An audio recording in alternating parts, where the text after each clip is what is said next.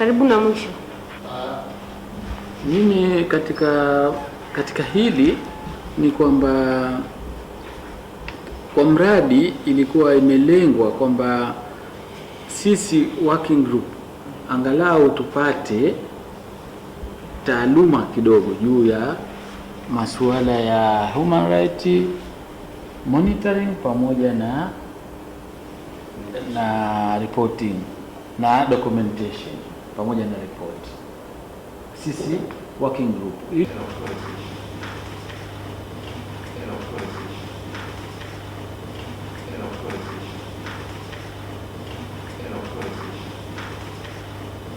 ili tuweze kutumia taaluma ile kama working group kwanza, lakini vile vile katika ile kwa mfano kwenye policy issue ya establishment of NGO policy tulikuwa na way forward kwamba ilikubalika kwamba NGO policy ni jambo muhimu. Kuna ile karatasi ambayo inaeleza way forward. Kila mtu ana ilikubalika kwamba NGO council ni jambo muhimu, lakini sasa inategemea na ile act yetu ambayo tunayo.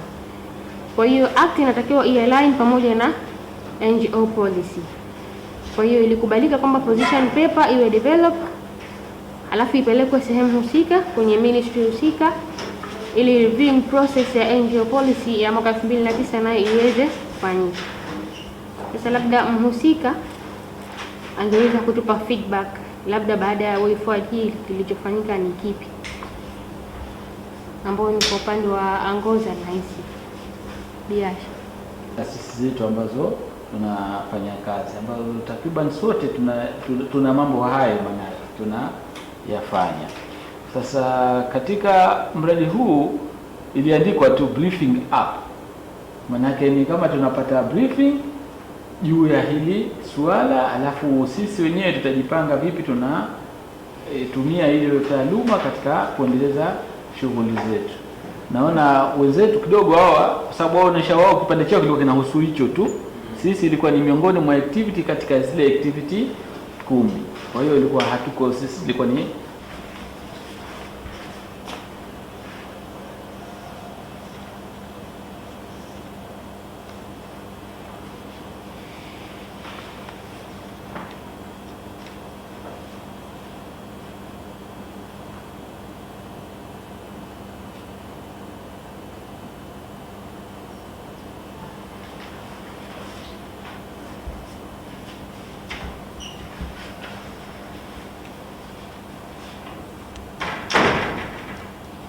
briefing up tu, na kusema katika budget yuko mtaalamu ambaye atatafutwa kwa ajili ya kama tulivyofanya ile ya zile active training za mwanzo.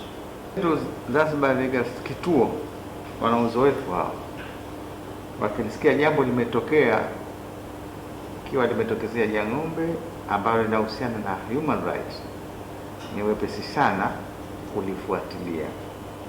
Wanalifuatilia, wakishalifuatilia baadaye wana the documents wanaweza kashia na wengine. Baadaye kunakuwa na utaratibu wa kuandika reports za kila mwaka. Nafikiri kituo ukisoma report lao ile kubwa wanaitoa siku fulani, mtu fulani ilifanyika hichi na hichi na hichi. Baadaye ukisoma ile report unaipata. Sasa unajua sasa hivi hapa kwetu Zanzibar pengine na Pemba kunatokea vitu, lakini sisi kama working groups hatu document wala hatusemi. Wakati mwingine Daniel anatoa katika ile WhatsApp, jamani kumetokezea hichi, mbona sioni election yoyote? Sasa naweza kama na kisababu kwa hatujapata mafunzo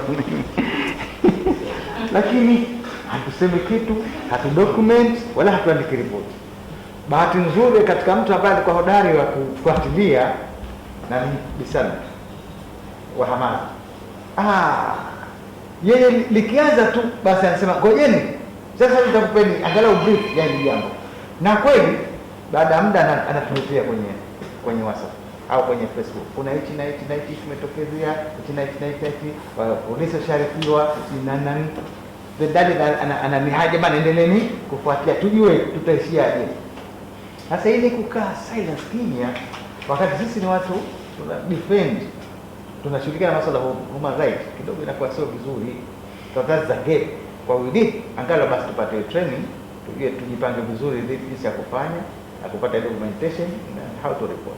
Nahitaji taaluma ya ABC, lakini kama awareness tu kuijua kwamba kitu hichi human rights abuses ziko nyingi sana, nyingi tu. Kwanza mwenyewe hayumo katika ile group hapa, lakini nataka nimpongeze Haji Nasor wa Pemba Today. Huko prescribe kwenye WhatsApp group yake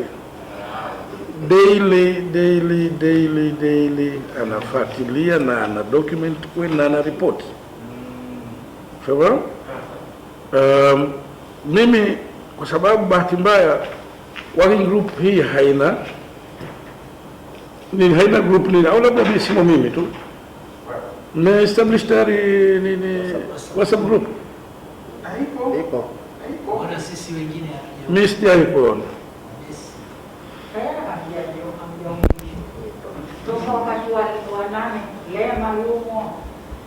Nasemaje? Tumeita Zanzibar working group. Zanzibar working group mimi sijaona. Iko kuna Thabiti, kuna Bwana sasa msiele nini kwa sababu kwamba nifute mimi. Ile director mistake. Lakini working group sio kwema. Basi itabidi labda nani. Kwa sababu mimi hii kama nini ningeweza kuikua copy tu ile ya nini ya Pemba Today. Iko latest daily, anafuatilia mahakamani au abuses zimetokea mitaani huko. Mimi nasema Haji ana watu wengi sana kusema kweli. Sasa ana monitor, yani ana report, ana document, ana report kabisa, anafuatilia hasa.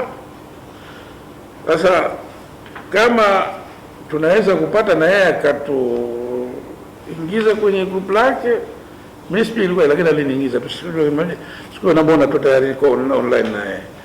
Sasa lakini kama hatupati hiyo, mimi akila atakapotuma ile naweza nikiingia kwenye group naweza kuiforward. Na kwa kweli pamoja na ripoti zote anazoshughulikia, lakini human rights abuse anaisimamia sana. Kwa mfano kwenye policy issue ya establishment of NGO policy, tulikuwa na way forward kwamba ilikubalika kwamba NGO policy ni jambo muhimu. Kuna ile karatasi ambayo inaeleza way forward. Kila mtu anacho. Tulikubalika kwamba NGO council ni jambo muhimu, lakini sasa inategemea na ile act yetu ambayo tunayo. Kwa hiyo act inatakiwa ialign pamoja na NGO policy.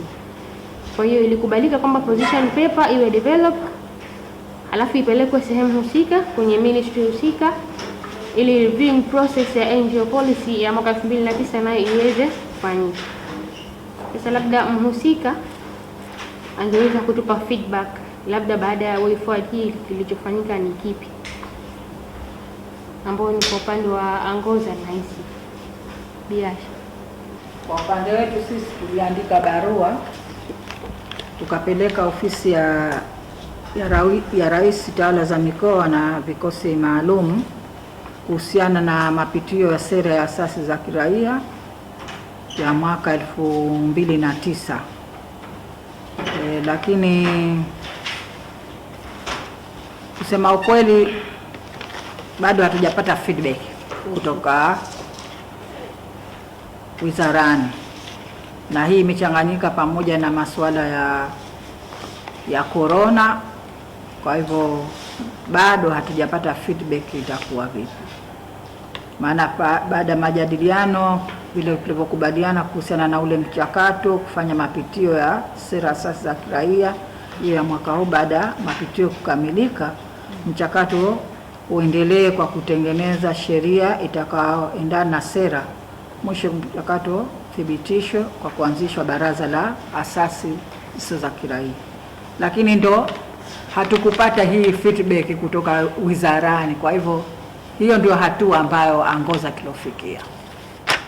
Kwa sababu ya hii intervention tulionao pamoja na sisi, ya mambo ya advocacy kwenye policies, laws za clothes industry ambazo Paxo wao ndio kama, kwa sababu hatu qualify sisi pekee yetu kufanya zake pamoja kwa moja.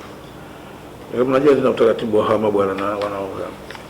Sasa ni kiasi mimi ninaloshauri nyinyi tuamre lazima mkae pamoja ili kuweza namna gani, kujua namna gani mtalipeleka mbele hilo swala.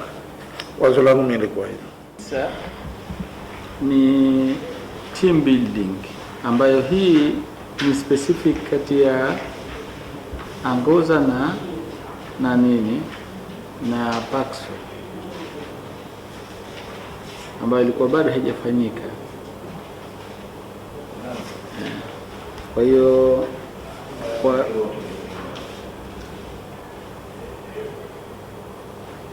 kwa hiyo nafikiri hii leo liko katika fikra ambayo Paxo alifikiria pamoja na katika hii working group. Hata tukifika mwisho wa mradi kwa kuna ile sisi umbrella mbili tuwe tuna uwezo wa kufanya kitu katika intervention moja hizi katika advocacy. Na hii mwana bahati nzuri umetilia mpaka vipi tutaweza kusafiri pahala pamoja katika timu mbili, NGO mbili, Paxo na Angoza, ili tuweze kuweka team building hasa katika swala hili la advocacy, intervention hizi za advocacy. Nipongeze initiative ilikuwa ishafanyika, lakini nadhani Mabuka kanifilisi kidogo, sababu inaonekana kama kuna two follow-ups zinafanyika na nishajibiwa hilo. Lakini nilikuwa tu natoa ushauri, kwa sababu siku zote tulipokuwa tunazungumza hapa alikuwepo yule mwanasheria alikuja kutoka ofisi ya Rais Tawala za Mikoa na idara maalum za SMZ. Kwa hiyo kwa vile tayari barua ishaenda, nadhani tunaweza kwa kuanzia tukaanza kumtumia yeye kabla ya kwenda kuandika barua nyingine ya reminder. Ikiwa tukiona kama ime slow down, tunaweza tukapeleka barua ya reminder. Lakini nadhani tumtumie yeye kama champion wa kufuatilia, kwa sababu alionyesha kwamba kuna interest ya serikali kwenye swala hili. Sasa hapa ndio kujua labda kama Angoza kuna focal person ambaye anafuatilia specifically issue hii ya wizarani utawala za mikoa na swala hili. Nauliza kwa sababu ya statement kwamba tumepeleka barua lakini hatujajibiwa, tumekaa kimya, alafu tena sema tupeleke tena barua nyingine ya reminder. I think kwa mazoea at least pawepo na mtu ambaye anafuatilia, labda tungepata statement kwamba tumefuatilia, tumekwenda kwa katibu mkuu au kwa mtu ambaye mwanasheria akatuambia hivi 1 2 3. Naona kama ina hang hiyo kwamba tunasubiri majibu, na mazoea ya maofisi zetu tunazijua kwa Zanzibar. Usubiri tu, utasubiri sana. Nadhani imeeleweka.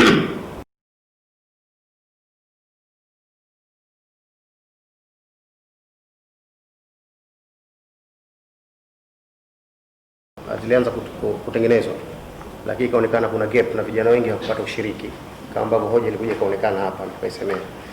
Kwa baada ya kukubaliana na Zafaiko tukasema sasa tulifanye tena hili katika ukubwa wake, upana wake, ili vijana wote waweze kuipata ile sehemu ile regulations. Sasa tulikuwa tunatuma katika hatua za awali za kuandaa MOU baina Zafaiko na ZYC ambao tulikuwa tumestack hapo mwanzo, lakini sasa tumeshakamilisha na sample ya MOU ni hapa tuko nayo, lakini tukafika hatua ya kuandaa mwandiko sasa kwa ajili ya kuombea fund ili tuweze kuendelea na zoezi la uandishi wa regulations. Kwa tumeshaandaa na ndani tumeshaituma, kwa hapa nitamwacha mwenzangu amalizie kwa sababu tulimkabidhia kulimaliza andiko na kuituma. Asante sana. Ya sheria nambari 16 mwaka 2013 ya baraza. Yeah. Nadhani kwa kuongezea hapo ni kwamba kwanza nishukuru sana working group, manake siku tulipofanya kile kikao kidogo ilisaidia kuboost, kwa sababu tulishapeleka MOU lakini ilikuwa bado imekwama kwa sababu ya procedure za kiserikali. Lakini baada ya kikao kile na Salum hapa tukaondoka vizuri na tukafanya kikao pale ofisini kwao baraza la vijana, tukadiskasi na tukapitia MOU vizuri, tukakubaliana mpaka activities tulikuwa tumezidevelop kwa ajili ya kudevelop ile proposal. Lakini pia nilifanya mawasiliano na supporter wetu ambaye ni party, lakini kwa sababu ya hali ya COVID-19 wakaniambia cease kidogo mchakato, kwa sababu inaonekana activities zenu nyingi ni za kukutana na nini. Nadhani tusubiri kidogo alafu tutakuja ku resume. Kwa hiyo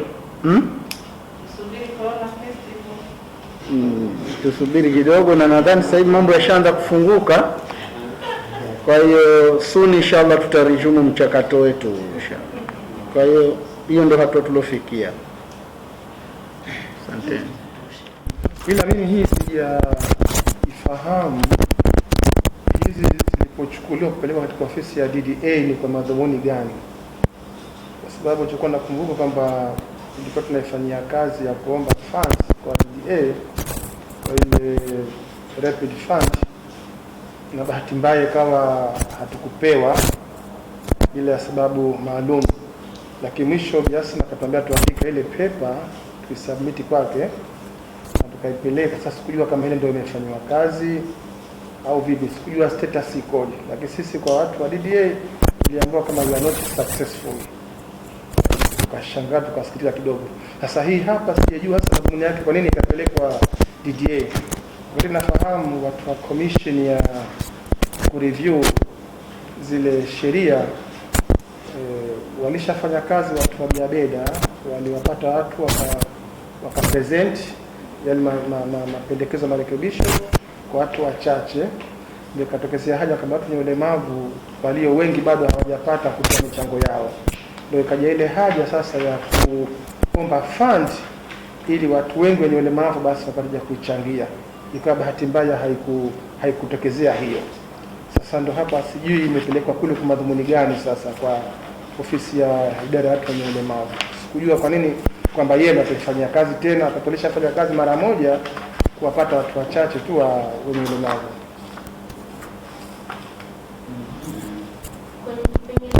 Kutokana na ile Zanzibar Advocacy Strategy ambayo ndio tunaifuata, ambayo ilifanywa utafiti na DDA wenyewe, pact wenyewe walifanya utafiti huo, wakapata issues ambazo zime-emerge Zanzibar ambazo inabidi zifanywe kazi, ambazo ndio hizi ambazo tunajadili sasa. Sio kama imepelekwa kule, lakini imo kwenye ile advocacy strategy ya Zanzibar Working Group member mle. Kwa hiyo ndio imeona kuna haja ya kuiweka, ndio imewekwa. Asante. Ni kweli wakati tunafanya hii kazi ilikuwa ni kuwepo na hii kwa miongoni mwa priority kufanya kazi. Lakini kwa shaka kwa nini DDA wanakatalia? Sababu kama nahisi kwamba hii labda hatuja qualify vizuri kwa yetu, wao kama wana fedha basi watuambie jamani, game iko hapa, hebu tengenezeni vizuri hii proposal yenu, tupeni fedha. Na ndio mara ya kwanza kufanyia kazi, kwa data vizuri, wakasema yes, mmeinput data vizuri, lakini sasa hamwezi kwenda kuifanyia kazi hii, baadaye yake ifanyeni kazi kitu kingine. Mwanzo kaniambia kuna haja gani basi kwamba kutuzungusha, inaonekana hii si priority kwao. Ingekuwa priority hii wangeweza kutusupport. Inaonekana watu wenye ulemavu muda wote huwa amekaa na pengine ngine itabuka kwenye baraza la wakilishi kwa ajili ya kupitiwa na kuendorse bila watu wengi wenye ulemavu kama hawaja ifanyia kazi. Sasa labda meza ya juu huko mtusaidie watu wa DDA muwa convince, kwa sababu haijapelekwa huko. Na tulishaambiwa na watu wa jamani, njoni tukufahamisheni, kwa sababu hii sheria ilivyo nyie kama nyie hamwezi kuifahamu, tuje sisi tukuelewesheni vile ilivyo ili na nyie mweze kupata mawazo yenu. Na kuna a lot of activities tuzipendekeza katika hiyo proposal, lakini bado bahati mbaya DDA hawaja tu support.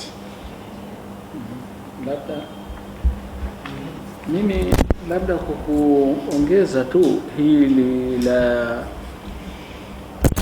watu wenye ulemavu, sheria ni kwamba katika mkutano tuliofanya wetu sisi tuliwaita wadau wa sera hizi zetu zote ambazo tunazishughulikia.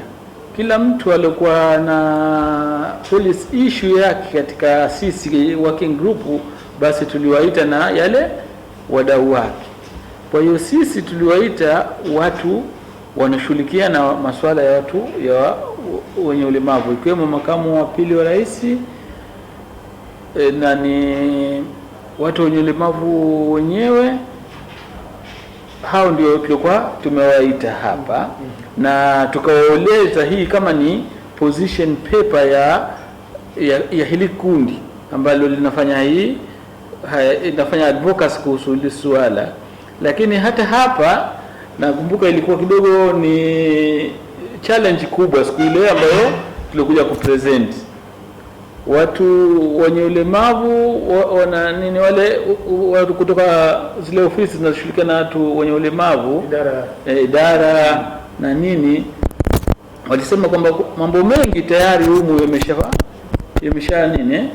yameshachukuliwa hatua. Tunakumbuka kwamba si manake mambo mengi katika haya ambayo yanasemwa yashachukuliwa hatua. Hata kuhusu sheria wakasema yako mabadiliko katika sheria mbalimbali ambazo zina lakini sijui nani mratibu mwisho way forward ilikuwa nini katika kipande hichi cha watu wenye ulemavu.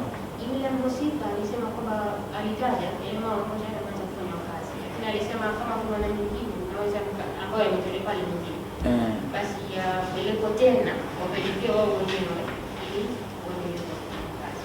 Unajua mwenyekiti, kilichoko mtu wa government hawezi kusema kwamba hizo gap zote zishafanywa kazi, lazima atasema yameshafanywa kazi. Sasa wale watu wenye ulemavu ambao ndio primary target, wao bado hawajakusanywa wakatoa mawazo yao. Mkurugenzi Biabida alifanya kazi nzuri tu, alifanya ndani mikutano miwili, mmoja Unguja, lakini kwa watu wachache na population hii ina watu wengi. Tulivyo tumetaka mwanzo kabisa kwamba tuje tufanye wenyewe analysis, yani kila group la ulemavu waone katika sheria kuna tatizo gani na yeye nini kifanyike kwake na ambacho kujafanyika. Na sasa wetu ndio huo ambao huenda itapeleka kwenye baraza la wakilishi bila watu kuweza kupata nafasi ya kuelezea.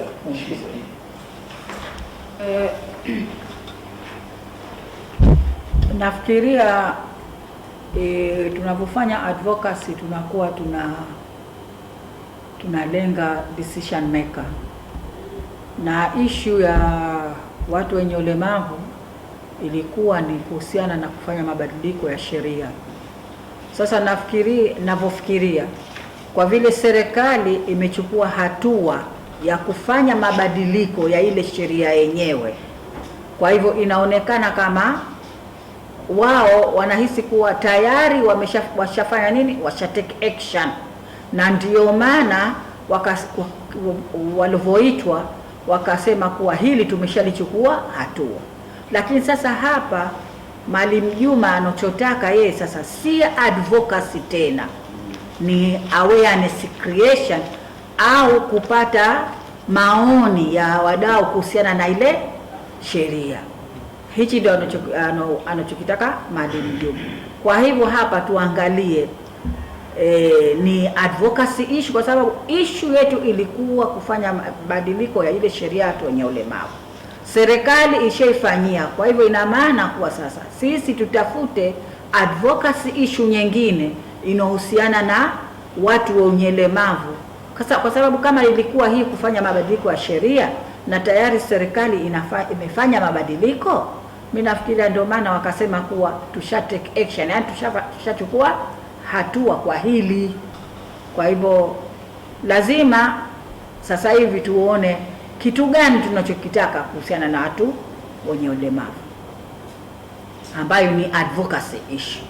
Lakini hicho kusema wadau waje wenyewe kuja kuichangia is no longer an advocacy issue, it is an awareness creation.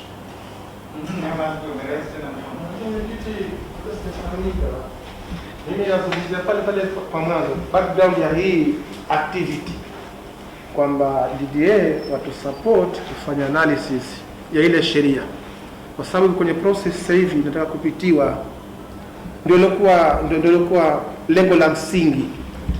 Na lengo la pili kwa watu wenye ulemavu nao wakae kitako waangalie burning issue zao ni zipi, issue gani ambayo haijakuwa addressed vizuri katika ile sheria, wapi kunahitajika michango yao waweke. Ndio ilikuwa Sio kwamba labda serikali of course sawa ishafanya kazi. Sasa katika hii process, je, hawa watu hawataki kukaa na kutoa mawazo yao? Kwa sababu unamwandalia mtu sheria ambaye mwenyewe hajajua vizuri, yeye mwenyewe hajaifahamu, na ile sheria ina mapungufu mengi kidogo na ni ya zamani toka 2006. Sasa kama walioipata ni wachache, sasa la msingi ilikuwa ni kule kuwezesha wenyewe kuja kufanya analysis, kusema kwamba gap iliyopo ni hii hapa, kwa hivyo hii labda tu address katika njia hii, watatoa mawazo yao, alafu wana sheria wateka vizuri.